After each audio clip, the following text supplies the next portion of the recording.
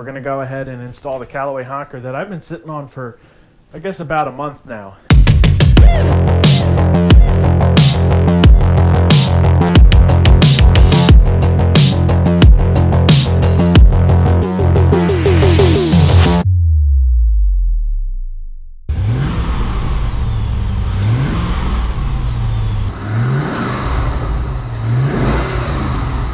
So I went to edit all this footage and surprise, surprise, I had audio problems. If you follow this channel, you'll know that this is just typical, and if you don't, I have to ask, why aren't you following me? So first thing I did was give the engine bay a good cleaning. You can check out my video in the corner to see how I do that. This is more important for the intake manifold removal work I'll be doing later this week, but I also think it's just good practice to keep dirt and debris from entering where it shouldn't go. Next, we're going to disconnect the mass airflow sensor and release the harness from the shroud and throttle body. If you have an inlet air temperature sensor, you're going to want to remove that as well. I don't have that plug. It might be specific to the Z06, I'm not entirely sure. Remove the fresh air inlet hose from the airbox and then remove the bellows assembly. Raise the duct from the mounting pins and use a flat blade screwdriver to remove the airbox off the pins holding it to the front bumper. We won't be using the two bumper beams, so you can go ahead and use a T30 torque socket to just take them off. Once the intake is off of the car, we're going to want to remove the MAF sensor from the air duct. This Callaway system is going to relocate our MAF sensor. From the old air duct, we want to remove the two grommets and place them onto the Honker assembly. Align the MAF sensor into the elbow that comes with the Callaway kit, such that the elbow points slightly up when the plug for the MAF is pointing towards the driver's side. The flow arrow on the MAF should point towards the elbow. Install the bellows as well. Tighten the clamps down. Now we're going to do a pre-fit of the Honker assembly. Remove the filter element and replace the base. Remember, because our mass airflow sensor has now been relocated, it's no longer going to need to run down quite as far. So we're just going to leave it hang off for a moment as we test fit this Callaway. So you're going to essentially fully install this in terms of making sure everything is clamped down, because you're going to want to mark off with masking tape, or I'm going to use painter's tape. You're going to want to mark off where the shroud actually comes down onto this box here. So we're going to go ahead and clip this on. Alright guys, this is one of those days where winning is not in my vocabulary. I must have spent 20 minutes looking for the freaking painter's tape, and it's curling up on me. That's wonderful. It's the one thing I'm not crazy about. I'm assuming this will get fixed once it's flush, is this doesn't seem to be quite laying flat against the shroud. Now I imagine once I put everything together it should be much tighter. At least it didn't go down any further. Let's go ahead and tape this up.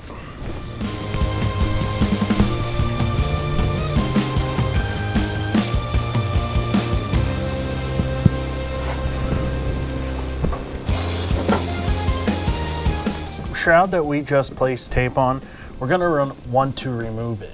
In order to get it off, we're going to have to take the Callaway Honker off again. We're going to remove this fan shroud, and then we're going to take off the radiator shroud. I probably called it 100 different things this episode. None of what was probably correct. But anyway, we're going to go ahead and get everything apart.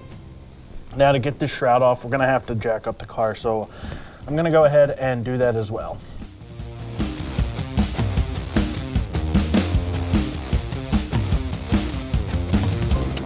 Alright, so with this off, there's two things I want to show you real quick. Over here, you see that first blue plug there. You're actually going to remove that off of the shroud. That is the wire that runs to your hood light. So, yeah, it's just essentially is being held in place by the shroud, so you can pull up. You don't have to actually disconnect it. Further below that is a second plug. You can see that I've unplugged it. That is your ambient air temperature sensor. So you're going to want to unplug that. You can see the sensor is still in the shroud. I'm going to leave it there for now. So I didn't show you where the bolts were on the top for the fan shroud, but I'll show you that in a second. I'm going to show you the 5 you need to remove across the front here. 1, 2, 3, 4, 5. And then there's 2 additional ones you need to remove. That's here, and it's going to be on the same side on the other side. You might have to bend the Dan to get it to get to that bolt. These should all be 7mm. The fan shrouds on top are 10mm. So let's go ahead and get these off. All right, the next step here. So I wanted to show you this shroud that went over here. You saw me vacuum. You see there's still some dirt up here. Most of that is like stuck on at this point. But the 2 screws that you're going to need to remove to get this fan blade cover off is right here, and it's on the same side on the other. Again, these 2 up here are 10mm, whereas the ones for this shroud are 7 on the bottom. So we're going to go ahead and remove this piece. The last thing, if I lift the shroud forward a little bit, you see that there's a whitish, grayish, off-color-ish plug that goes into the shroud. You want to actually remove that. That's connected here to the radiator. Pain in the ass to remove. I've been told it's worse to put back in. So I'll tell you at the end what I think is worse, putting it back in or pulling it out. So as you see, I still have to get the other side. So we're going to go ahead and do that, and then we should be able to modify this.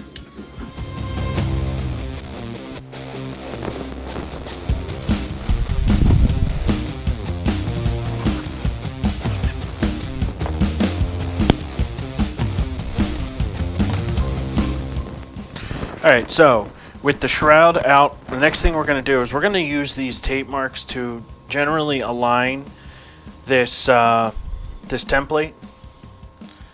And it looks like it's actually going to be pretty good for the most part. And we're going to tape this template down. Alright, so in their little loose parts box, they're supplying us with a number 4 drill bit. So right on the template it tells you where the number 4 drill is going to go all the way around. There's 12 places that you're going to end up drilling through the shroud.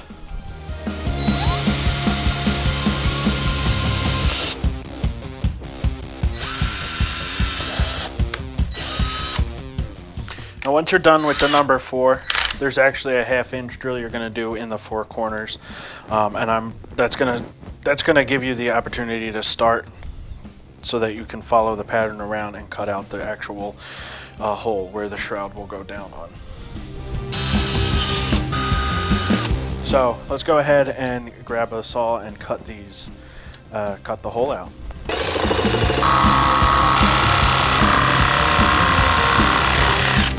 We're going to start assembling. The next part that needs to go on will be the shroud base. That is also going to get drilled with these holes where it's going to actually connect to this shroud. So let's go ahead and get that base over here and get to more drilling. The base is going to get aligned right to this opening. Clamp the base to the shroud. If I'm holding it this way, you can see it's just a hair over. Like I said, when I was cutting, I was probably just a hair inside of the line. And you can see that's pretty much the same result. It's the same thing here. In the grand scheme of things, I'm not that worried about it. I'm not going to go through and try to correct that in any way. Although if you have snips, it might be a lot easier than trying to use a saw. So, with this clamped on, the next thing we're going to do is we're going to flip this over. And here comes a little bit more of a tricky part. I'm going to go through these holes again, and I'm actually going to drill into the filter base. Now, the trick is I don't want to go all the way through the filter base onto the other side. I want to just go through the one side. That's going to be a little bit tricky, I think. And we're going to use the number 4 bit that was supplied with the kit. So let me go ahead and do that.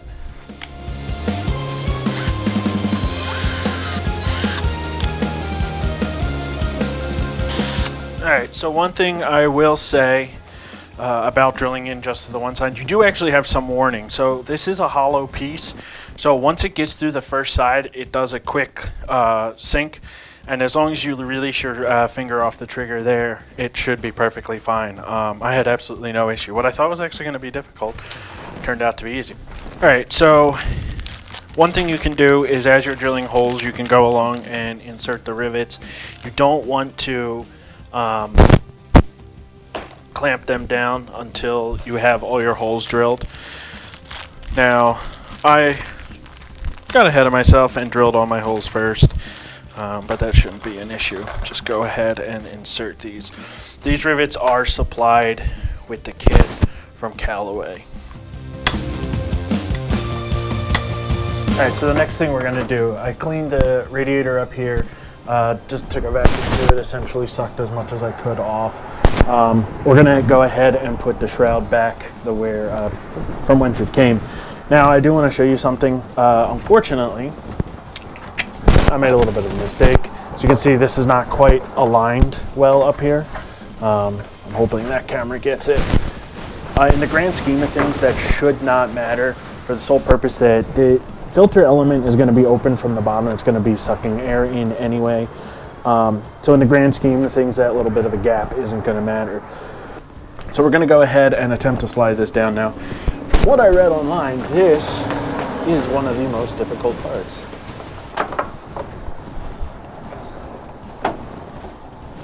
Alright, so now that I've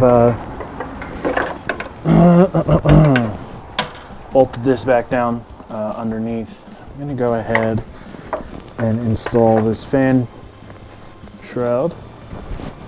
Alright, now with the fan shroud installed, I'm going to go ahead and reconnect the hood light. Yep. And then I'm going to reconnect the ambient air sensor down at the bottom. So to kind of show you what I removed off of the old air box, I'm removing this elbow joint. This is fresh air. It's going to get reconnected to the new system. So I removed it off of here with the grommet attached. So we're going to go ahead and use that. We're going to slide the new box over there.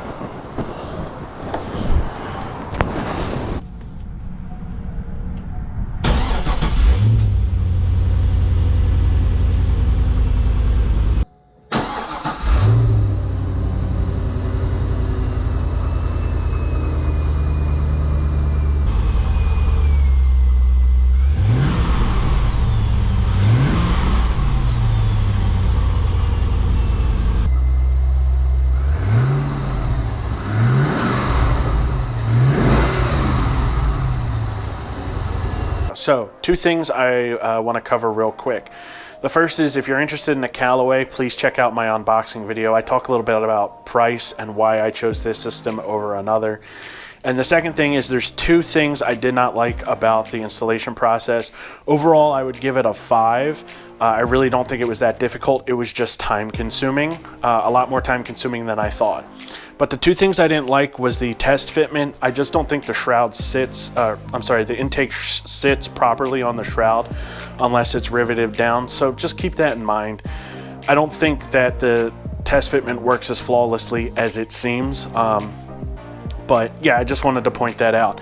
The other thing is obviously my final fitment is a little bit off. I have that little bit of a gap. I'm gonna keep an eye on that and I'll let you guys know, guys and gals know, either way in the next few weeks, whether that gap is worthwhile fixing or it's just gonna remain non-issue, which I think is what's gonna happen. So, thank you guys for watching. Hit that like and subscribe button. Again, we're gonna be doing some more work on the Corvette over the next few days. So, keep tuned for those episodes.